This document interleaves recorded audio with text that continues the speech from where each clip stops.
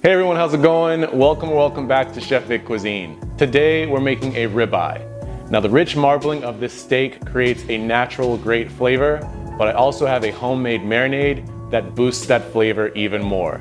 And with this recipe, you'll be able to make a ribeye all year long. So let's get started.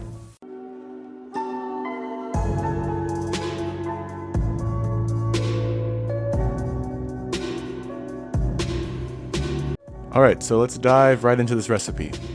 In a small bowl, we're going to whisk together a 1/4 cup's worth of soy sauce with 1 tablespoon of Worcestershire sauce, 1 teaspoon of dried oregano, 1/2 teaspoon of stone ground mustard, as well as 3 garlic cloves that have been minced into small pieces.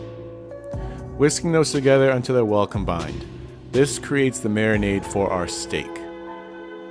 We're going to add the steak and the marinade into a gallon-sized plastic bag or a large bowl, ensuring that the steak is fully coated.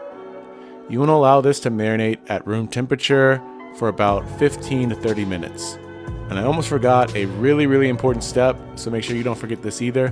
But you want to season the steak liberally with kosher salt and black pepper on both sides, pressing the seasoning into the meat. And after the 30 minutes of marinating, you want to remove the steak from the bag and pat it dry with a paper towel. We're going to add some fresh herbs to this steak. In particular, we're going to need about 2 teaspoons worth of fresh rosemary that we've chopped, as well as 1 teaspoon of fresh thyme that's been chopped, and we're going to sprinkle that onto both sides of our steak and press the herbs into the meat.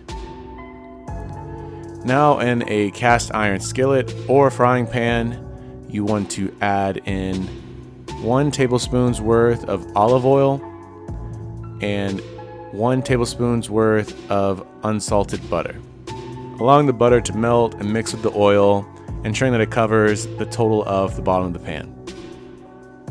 You want to set the heat to medium-high or 375 degrees Fahrenheit or 190 degrees Celsius. Wait for the oil to heat. It should just start smoking before you want to add in your steak. So now adding in the steak, you want to push the meat down in the center with your fingers just to be sure that the entire steak is in contact with the pan. Here we're only going to flip the steak once. For a rare cook, you want to cook this for 2 to 3 minutes on the first side, then flip the steak and cook it for about 1.5 minutes more on the other side. For a medium cook, you want to cook it for 4 to 5 minutes on the first side, flip it, and then cook for 1.5 minutes on the other side. Repeat and progress this with the time duration for different cooks of steak. After you flip the steak, you want to add on another tablespoon of unsalted butter into the pan, as well as 3 cloves of garlic that have been smashed. You want to spoon this butter marinade mix over the steak as it continues to cook. And finally, you want to flip the steak onto its fat edges and cook those for about 30 seconds. After that, you want to remove it from the heat and allow the steak to rest for about 8 to 10 minutes. I like garnishing this with some finely chopped parsley, as well as a slice of fresh butter. And with that, it's ready to be served and enjoyed. Congrats, you've just made a ribeye right at home. And with this style of recipe, you can enjoy a ribeye all year long. This marinade can also be used for other cuts of steak as well, so feel free to mix and match whatever your favorite cut of steak is.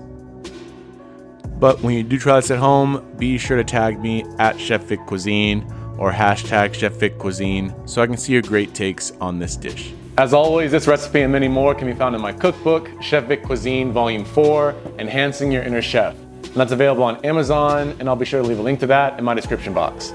And feel free to click the pop-up on your screen for more information on that as well. Thank you all so much for watching. I really do hope you enjoyed learning how to make a ribeye. And if you did, make sure you smash that like button for me. It's one of the best ways to show support for the channel.